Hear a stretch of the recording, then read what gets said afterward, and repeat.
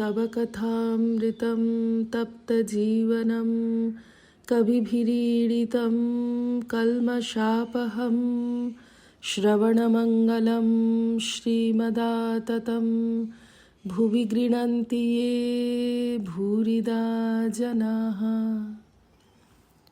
দক্ষিণেশ্বরে ঠাকুর শ্রী রামকৃষ্ণ ও দেবী চৌধুরানী পাঠ 1884 27 ডিসেম্বর।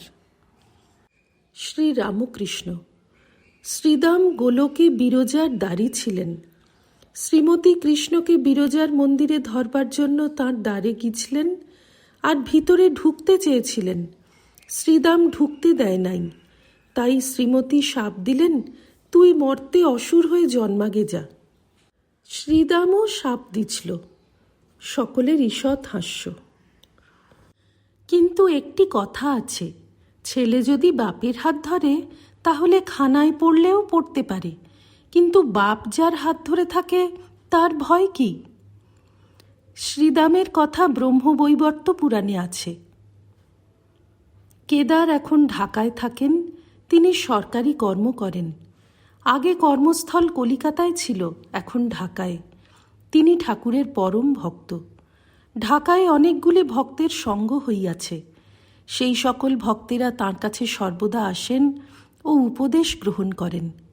শুধু হাতে ভক্ত দর্শনে আসতে নাই, অনেকে মিষ্টান্নাদি আনেন ও কেদারকে নিবেদন করেন। কেদার অতি বিনীতভাবে, তাদের জিনিস কি খাব? শ্রী রামকৃষ্ণ যদি ঈশ্বরে ভক্তি করে দেয় তাহলে দোষ নাই, কামনা করে দিলে সে জিনিস ভালো নয়। কেদার আমি তাদের বলেছি আমি নিশ্চিন্ত। আমি বলেছি যিনি আমায় কৃপা করেছেন তিনি সব জানেন। শ্রী রামকৃষ্ণ সহাস্যে তা তো সত্য। এখানে সব রকম লোক আসে, তাই সব রকম ভাব দেখতে পায়। কেদার আমার নানা বিষয় জানা দরকার নাই। শ্রী রামকৃষ্ণ সহাস্যে না গো, সব একটু একটু চাই। যদি মুদির দোকান কেউ করে সব রকম রাখতে হয়। কিছু মুসুর ডালও চাই, হলো খানিকটা তেঁতুল, এসব রাখতে হয়। বাজনার যে ওস্তাদ, সব বাজনা সে কিছু কিছু বাজাতে পারে। ঠাকুর ঝাউতলায় বাজছে গেলেন। একটি ভক্ত গাড়ু লইয়া সেইখানে রাখিয়া আসিলেন। ভক্তেরা এদিক ওদিক বেড়াইতেছেন।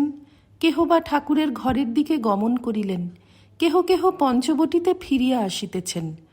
ঠাকুর সেখানে আসিয়া বলিলেন, 2-3 বার বাজছে গেলুম। মল্লিকের বাড়ি খাওয়া ঘোর বিষয়ী, পেট গরম হয়েছে। ঠাকুরের পানের ডিবে পঞ্চবটির চাতালে এখনো পড়িয়া রহিয়াছে, আরও 2-1টি জিনিস। শ্রী রামকৃষ্ণ মাস্টারকে বলিলেন, ওই ডিবে আর কি কি আছে ঘরে আনো। এই বলিয়া ঠাকুর শ্রী রামকৃষ্ণ নিজের ঘরের দিকে দক্ষিণাস্য হইয়া আসিতে লাগিলেন। ভক্তেরা সঙ্গে সঙ্গে পশ্চাতে আসিতেছেন। কাহারো হাতে পানের ডিবে, কাহারো হাতে গাড়ু ইত্যাদি। ঠাকুর মধ্যাহ্নের পর একটু বিশ্রাম করিয়াছেন। 2-4টি ভক্ত আসিয়া বসিলেন। ঠাকুর ছোট খাটটিতে একটি ছোট তাকিয়া হেলান দিয়া বসিয়া আছেন। একজন ভক্ত জিজ্ঞাসা করিলেন, মহাশয়, জ্ঞানে কি ঈশ্বরের অ্যাট্রিবিউটস গুণ জানা যায়? ঠাকুর বলিলেন, সে এ জ্ঞানে নয়। অমনি কি তাকে জানা যায়? সাধন করতে হয়, আর কোনো একটা ভাব আশ্রয় করতে হয়। দাস ভাব। ঋষিদের শান্ত ভাব ছিল। জ্ঞানীদের কি ভাব জানো? স্বস্বরূপকে চিন্তা করা। একজন ভক্তের প্রতি সহাস্যে, তোমার কি? ভক্তটি চুপ করিয়া রহিলেন।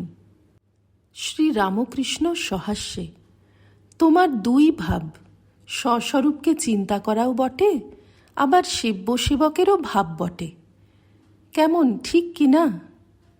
ভক্ত সহাস্যে ও কুণ্ঠিতভাবে, আজ্ঞা হাঁ।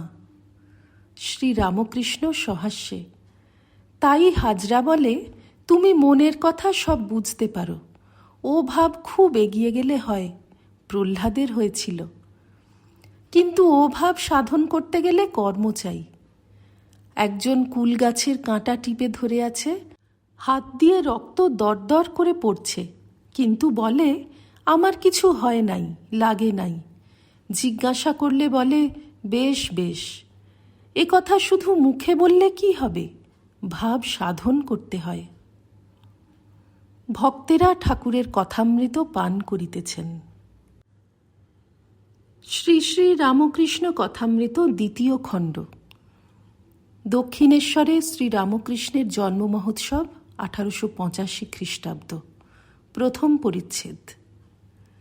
ঠাকুর শ্রী রামকৃষ্ণ দক্ষিণেশ্বর মন্দিরে উত্তর পূর্ব লম্বা বারান্দায় গোপীগোষ্ঠ ও সুবল মিলন কীর্তন শুনিতেছেন। নরোত্তম কীর্তন করিতেছেন। আজ রবিবার 22 ফেব্রুয়ারি 1885 খ্রিস্টাব্দ, 12 ফাল্গুন 1291 শুক্লাষ্টমী। ভক্তেরা তাঁহার জন্ম মহোৎসব করিতেছেন। গত সোমবার ফাল্গুন শুক্লা দ্বিতীয়া তাঁহার জন্মতিথি গিয়াছে। নরেন্দ্র, রাখাল, বাবুরাম, ভবনাথ, সুরেন্দ্র, গিরীন্দ্র, বিনোদ, হাজরা, রামলাল, রাম, নিত্যগোপাল, মণিমল্লিক, গিরিশ, সিঁথির মহেন্দ্র কবিরাজ প্রভৃতি অনেক ভক্তের সমাগম হইয়াছে। কীর্তন প্রাতঃকাল হইতেই হইতেছে, এখন বেলা 8টা হইবে। মাস্টার আসিয়া প্রণাম করিলেন। ঠাকুর ইঙ্গিত করিয়া কাছে বসিতে বলিলেন। কীর্তন শুনিতে শুনিতে ঠাকুর ভাবাবিষ্ট হইয়াছেন। শ্রীকৃষ্ণের গোচারণে আসিতে দেরি হইতেছে। কোনো রাখাল বলিতেছেন, মা যশোদা আসিতে দিতেছেন না। বলাই রোখ করিয়া বলিতেছে, আমি শিঙা বাজিয়ে কানাইকে আনিব। বলাইয়ের অগাধ প্রেম। কীর্তনিয়া আবার গাহিতেছেন। শ্রীকৃষ্ণ বংশীধ্বনি করিতেছেন। গোপীরা, রাখালেরা বংশীরব শুনিতেছে। তাহাদের নানা ভাব উদয় হইতেছে। ঠাকুর বসিয়া ভক্ত সঙ্গে কীর্তন শুনিতেছেন। হঠাৎ নরেন্দ্রের দিকে তাহার দৃষ্টিপাত হইল। নরেন্দ্র কাছেই বসিয়াছিলেন। ঠাকুর দাঁড়াইয়া সমাধিস্থ। নরেন্দ্রের জানু এক পা দিয়া স্পর্শ করিয়া দাঁড়াইয়াছেন। ঠাকুর প্রকৃতিস্থ হইয়া আবার বসিলেন। নরেন্দ্র সভা হইতে উঠিয়া গেলেন।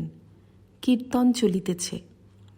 শ্রী রামকৃষ্ণ বাবুরামকে আস্তে আস্তে বলিলেন, ঘরে ক্ষীর আছে, নরেন্দ্রকে দিগে যা। ঠাকুর কি নরেন্দ্রের ভিতর সাক্ষাৎ নারায়ণ দর্শন করিতেছিলেন?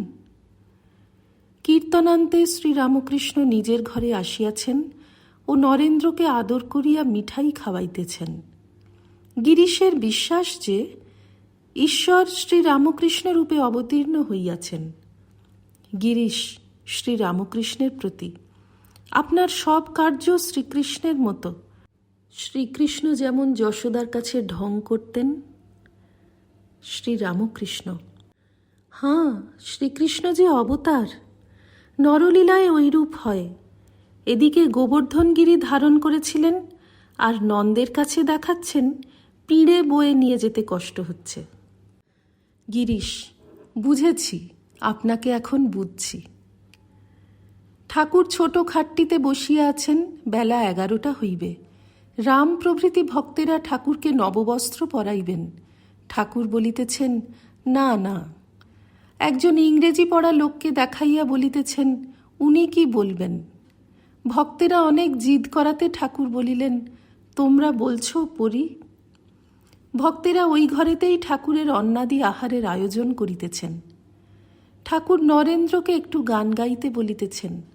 নরেন্দ্র গাইতেছেন, নিবিড় আধারে মাতোর চমকে ও রূপরাশি, তাই যোগী ধ্যান ধরে হয়ে গিরি গুহাবাসী। অনন্ত আধার কোলে মহানির্বাণ হিল্লোলে, চির শান্তি পরিমল অবিরল যায় ভাসি। মহাকাল রূপ ধরি আধার বসন পরি, সমাধি মন্দিরে মা কে তুমি গো একা বসি। অভয় পদ কমলে প্রেমেরও বিজলি জলে, চিন্ময় মুখমণ্ডলে শোভে অট্ট অট্ট হাসি। নরেন্দ্র যাই গাইলেন, সমাধি মন্দিরে মা কে তুমি গো একা বসি, অমনি ঠাকুর বাহ্যশূন্য সমাধিস্থ। অনেকক্ষণ পরে সমাধি ভঙ্গের পর ভক্তেরা ঠাকুরকে আহারের জন্য আসনে বসাইলেন। এখনো ভাবের আবেশ রহিয়াছে। ভাত খাইতেছেন কিন্তু দুই হাতে। ভবনাথকে বলিতেছেন, তুই দে খাইয়ে। ভাবের আবেশ রহিয়াছে, তাই নিজে খাইতে পারিতেছেন না। ভবনাথ তাহাকে খাওয়াইয়া দিতেছেন।